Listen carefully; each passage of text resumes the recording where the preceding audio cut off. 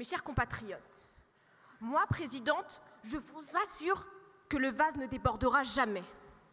Car je suis ici ce soir pour vous parler d'espoir. Mais comment voulez-vous que je fasse cela? Je vous le rappelle, je suis la génération des lundis et jusqu'à nouvel ordre. Les crèches, les écoles, les collèges, les lycées et les universités seront fermés. Pour nous, l'école, c'était fini. Les restaurants, c'était fini. Boire un verre, c'était fini. Même faire un câlin à notre mamie, c'était fini. Le Covid-19 est venu briser nos rêves. C'était la gouttelette de salive, enfin, le postillon qui a vraiment fait déborder le vase. En réalité, vivre, c'était fini. En 2020, la guerre contre le Covid est venue faire exploser le vase. Alors, le désespoir s'est infiltré dans les fissures de nos vies, se nourrissant de l'isolement, de la peur et de l'inquiétude. Chaque jour était un nouveau défi, chaque moment une nouvelle bataille contre un ennemi invisible. Un ennemi qui avait envahi nos maisons et nos esprits. Les rues, autrefois animées, étaient étouffées par le poids de la distanciation sociale. Les jours se fondaient dans une routine monotone, chaque matin apportant une nouvelle vague d'anxiété face à un avenir incertain. Et pour couronner le tout, nous avons vu ressurgir notre instinct primitif. Souvenez-vous, quand nous nous battions pour notre survie, certains se battaient pour du papier toilette. D'autres noyaient leur peine en buvant du gel hydroalcoolique. Ou d'autres cherchaient encore des panzani ou des barias comme s'il s'agissait de trésors perdus. Fort heureusement, l'instinct primitif a rapidement laissé place à un esprit logique et sensé. Nous pouvions alors boire un café assis, mais surtout pas debout, et sortir parfois sans autorisation. Trop d'espoir, laissez-moi me rasseoir. Vous, les adultes, vous avez cessé de rêver, même du possible, pendant que nous, les enfants, eux, rêvent de l'impossible.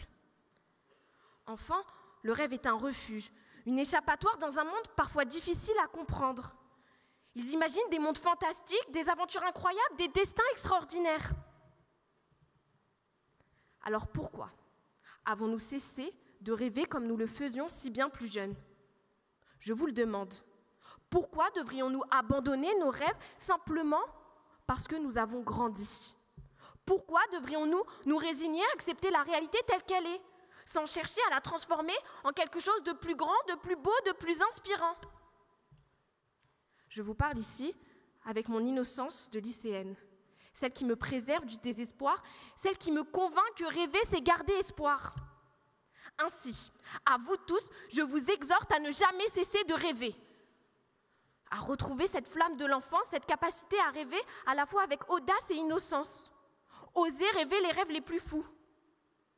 C'est pourquoi, mes chers compatriotes, à compter de ce soir, je déclare la vie où l'on rêve de nouveau ouverte.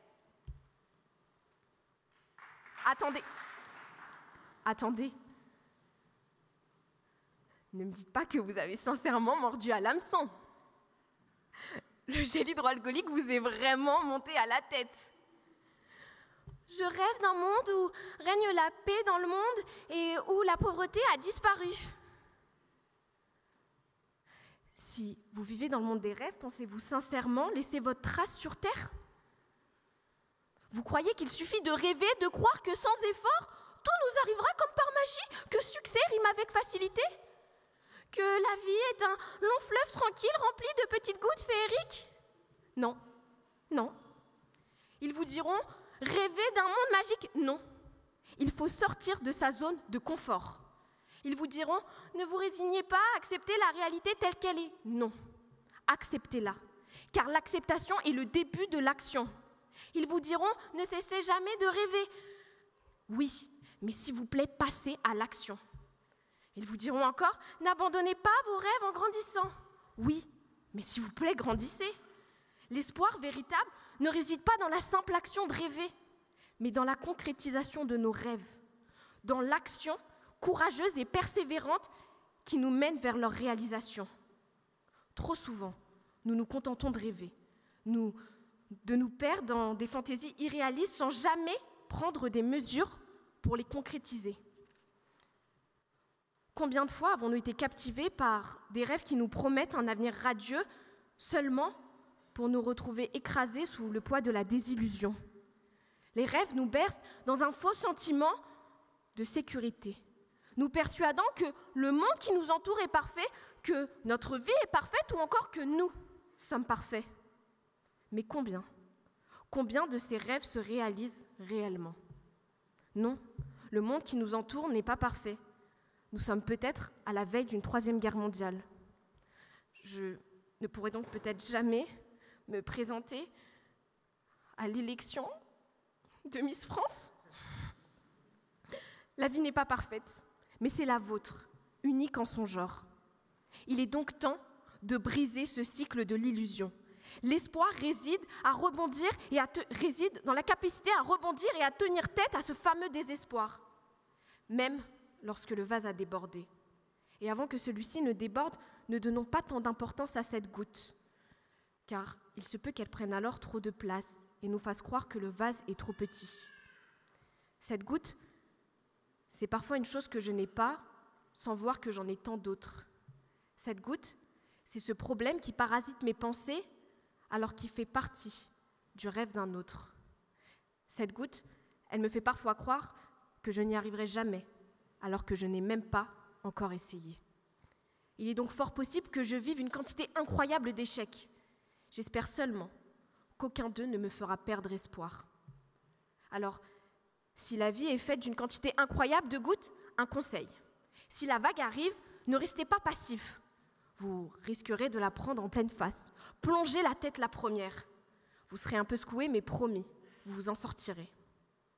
Ainsi, mes chers compatriotes, à compter de ce soir, je déclare la vie une aventure où chaque succès est une manifestation de l'espoir triomphant sur la goutte qui a fait déborder le vase.